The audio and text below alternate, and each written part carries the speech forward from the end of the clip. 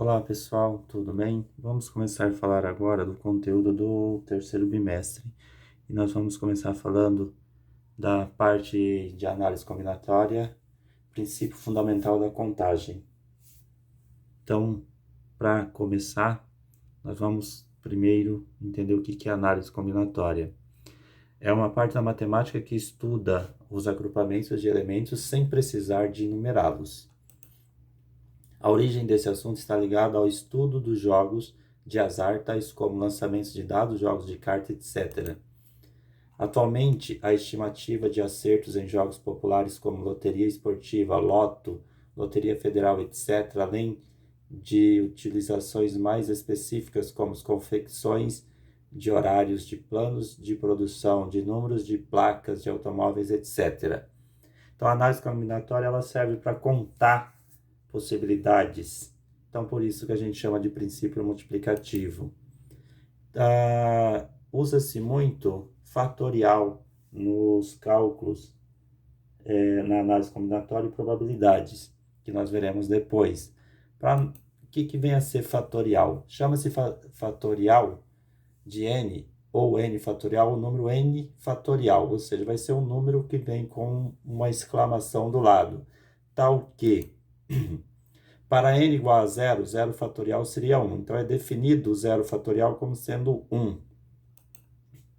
Para n igual a 1, é 1 fatorial, que também vai ser igual a 1.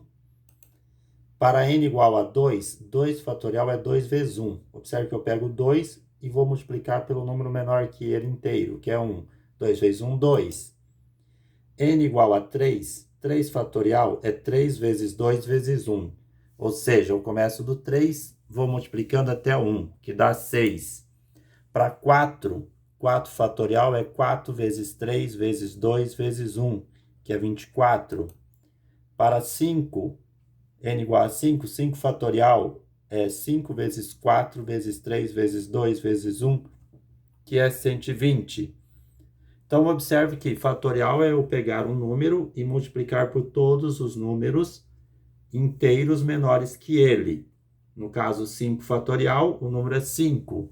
Então, eu multiplico 5 vezes 4 vezes 3 vezes 2 vezes 1. Generalizando, se eu chamar de n fatorial, quem é o meu número n?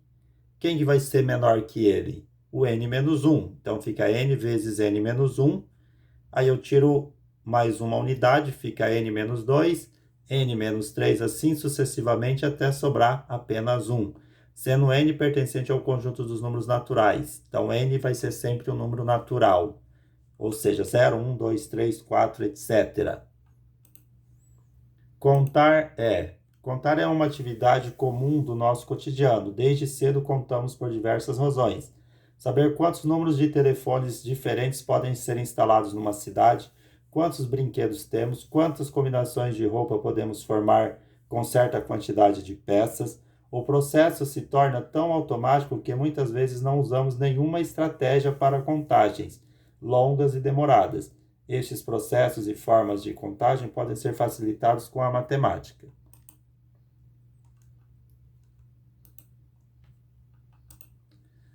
Princípio fundamental da contagem, que é o PFC. Também chamado de princípio multiplicativo, o princípio fundamental da contagem consiste em uma técnica que esquematiza a resolução de problemas que envolvem situações de contagem, sem enumeração. O que quer dizer isso? Eu não vou ficar enumerando as possibilidades, eu vou chegar a um resultado. Sua principal ferramenta é a árvore de possibilidades, que permite sistematizar o problema e, assim, chegar à sua solução. O PFC é o que todas as construções cognitivas posteriores, permutações, arranjos e combinações, se constituirão para o sujeito. Ou seja, nós vamos usar isso em permutações, arranjos e combinações, que nós veremos cada um separadamente. Então, acompanhe o raciocínio da resolução dos problemas a seguir. Quantas refeições diferentes podemos escolher, tendo cada uma entrada, um prato principal e uma sobremesa? Supondo que eu tenha de entrada sopa e camarão ao alho e óleo, o prato principal, arroz ao forno, bife acebolado e lasanha, e de sobremesa, frutas ou pudim.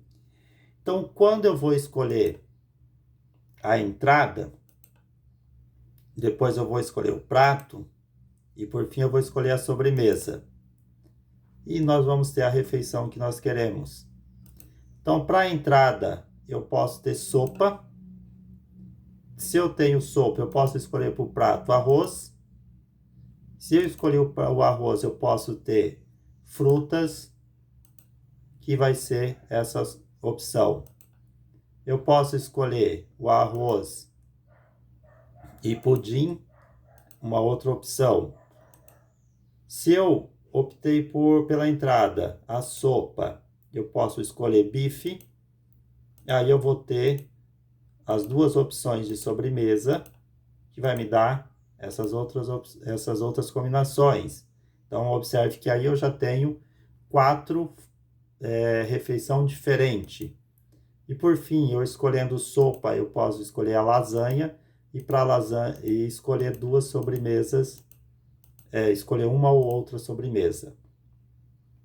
Caso eu tenha escolhido camarão, eu vou ter as mesmas opções para o prato e para sobremesa. Então, dessa forma, então eu escolho camarão. Aí eu escolho, por exemplo, bife e pudim. E por fim eu escolho camarão. Aí eu quero lasanha, fruta ou quero lasanha e pudim. Então observe que essas são as possíveis refeições diferentes que eu posso fazer. Então a quantidade de refeições é obtida multiplicando-se todas as possibilidades, sendo assim 2, porque eu tenho 2 entradas, 3, porque eu tenho 3 pratos, e 2. Então 2 vezes 3 vezes 2 dá 12 refeições, que é o que nós fizemos ali na árvore. Ah, eu preciso fazer a árvore. A árvore ela é utilizada apenas para visualizar a situação, tá? Não há necessidade de fazer a árvore, a não ser que um exercício peça para que você faça, não há necessidade. Mas provavelmente pedirei alguns exercícios para que vocês possam visualizar as combinações. Uma moeda é lançada 3 vezes. Qual o número de sequências possíveis de cara e coroa? Indicaremos para a cara C e para a coroa K. Então, pelo diagrama de árvores, eu tenho cara. Se deu cara no primeiro, a segunda pode dar cara ou coroa. Se a segunda deu cara, eu posso ter cara ou coroa de novo. Se a segunda deu coroa, eu posso ter cara ou coroa.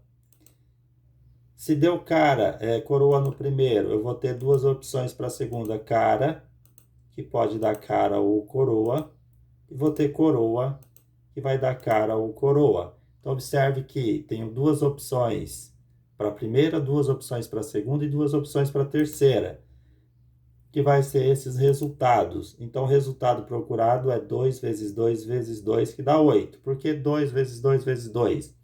Eu jogo a moeda, pode dar cara ou coroa. 2 possibilidades. Eu jogo novamente a moeda, tenho mais 2 possibilidades, cara e coroa. Jogo novamente a moeda, cara e coroa. Então, as possibilidades de combinações são 2 vezes 2 vezes 2, que dá 8 combinações diferentes. Aqui do lado, nós temos essas combinações. Cara, cara, cara, cara, cara, coroa, cara, coroa, cara, e assim sucessivamente até a última coroa, coroa, coroa. A lanchonete de uma escola oferece em seu cardápio 8 tipos de sanduíche, 4 tipos de refrigerante e 5 sabores de sorvete. Renata quer escolher um sanduíche, um refrigerante e um sorvete. Quantas opções ela tem para pedir um lanche? Então, eu quero saber de quantas formas diferentes. Então, nós temos 8 tipos de lanche, temos 4 tipos de refrigerante e 5 tipos de sorvete. Então, o que eu preciso para saber o total de opções? Apenas multiplicar 8 vezes 4 vezes 5. Ou seja, ela tem 160 maneiras diferentes de pedir o seu lanche na cantina da escola, tá? Então, eu pego 8, que são 8 opções de sanduíche, 4, que é 4 opções de refrigerante, e 5, que é 5 opções de sorvete. Então, se eu quero saber quantas combinações diferentes eu posso escolher, basta multiplicar. Mauro é um profissional muito exigente com sua aparência. Ele não gosta de repetir o traje que usa para o trabalho e por isso ficou a pensar: será que consigo não repetir um traje composto de terno, camisa e sapatos durante um mês de trabalho? Se Mauro possui 3 ternos, 6 camisas e 2 pares de sapatos, será que ele consegue não repetir seu traje durante o mês? Então, observe que ele tem 3 ternos, 6 camisas e 2 pares de sapato. Então, nós temos aqui 3 tipos de terno, 6 tipos de camisa e 2 pares de sapato. Multiplicando, 3 vezes 6 vezes 2 dá 36. Ou seja, ele consegue trabalhar os 30 dias no mês, 30 dias, até 36 dias, sem repetir nem a combinação de roupa. Um edifício tem 3 portas. De quantas maneiras uma pessoa poderá entrar no prédio e sair por uma porta diferente da que usou para entrar? Então, eu tenho 1, 2, 3 portas. Quantidade de portas para entrar: 3. Eu não posso sair pela porta que eu entrei. Então, quantidade de porta para sair, eu vou excluir. Vamos supor que eu entrei pela primeira porta. Se eu não posso sair pela primeira porta, eu vou ter 2 portas para sair. Então, 3 vezes 2 vai me dar 6. Então, tem 6 maneiras diferentes de entrar e sair sem repetir a porta. Se fosse assim, entrar e sair por qualquer porta, seria 3 vezes 3. No caso aí, eu não posso... quero saber quantas combinações diferentes sem que eu entre e saia pela mesma porta. Quantos números de telefones diferentes terminados em 0 podem ser instalados numa cidade que possui apenas o prefixo 3887? Eu quero saber, olha só, quantos telefones diferentes. O prefixo é fixo, só tenho esse prefixo. Então vai ser, eu não vou combinar esses números. Mas eu sei que ele vai terminar em 0. Quero saber quantos vão terminar em 0. Então, sobrou 3 números para eu permutar aqui. Então, quantos números eu tenho? Eu vou ter 3 possibilidades. Então, quantas opções eu tenho aqui? Tenho 10 opções. Pode ser 0, 1, 2, 3, 4, até 9. Então, 10 opções. Aqui no segundo também tenho 10 opções, que pode ser qualquer algarismo. E no terceiro também 10 opções. Fazendo a multiplicação, nós vamos chegar que eu consigo 1000 telefones com esse prefixo 3887, terminados em 0. Quantos números de 3 algarismos podemos formar com os algarismos significativos de 1 a 9? Então, eu quero formar números com 3 algarismos. Então, eu vou ter aqui 3 opções, 3 espaços para preencher com esses algarismos. 1, 2, 3, 4, 5, 6, 7, 8 e 9. Então, como eu tenho 9 números, é 9 vezes 9 vezes 9, que dá 729 números de 3 algarismos. E se fossem com algarismos distintos? Distintos quer dizer o quê? Diferentes. O algarismo que aparecer na primeira casa não pode aparecer na segunda e nem na terceira. O que apareceu na segunda também não pode aparecer na terceira casa. Então, nós vamos ter aqui 9 para a primeira, 8 para a segunda e 7 para a terceira. 9 vezes 8 vezes 7... dá 504 números com algarismos diferentes.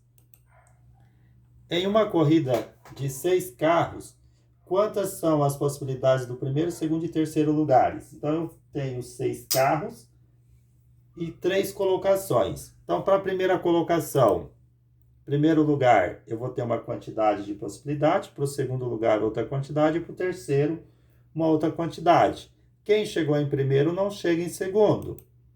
Então, quem chegou em primeiro, então, 6 possibilidades para quem vai chegar em primeiro, 5 para quem vai chegar em segundo e 4 para quem vai chegar em terceiro. Fazendo a multiplicação, são 120 possibilidades diferentes.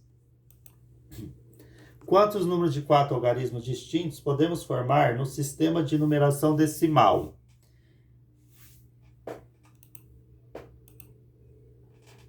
Esses são os algarismos que nós vamos usar, de 0 a 9, ou seja, eu tenho 10 algarismos. Eu quero que os algarismos sejam distintos. Eu tenho 1, 2, 3, 4 casas para preencher. O primeiro não pode ser 0, porque ele quer... eu não vou considerar número começado com 0, 149, por exemplo. Então, sobrou quantos números? Sobra 9. O que foi usado em primeiro não pode ser usado em segundo, só que em primeiro eu desconsiderei o 0, então eu tenho 9 para a segunda.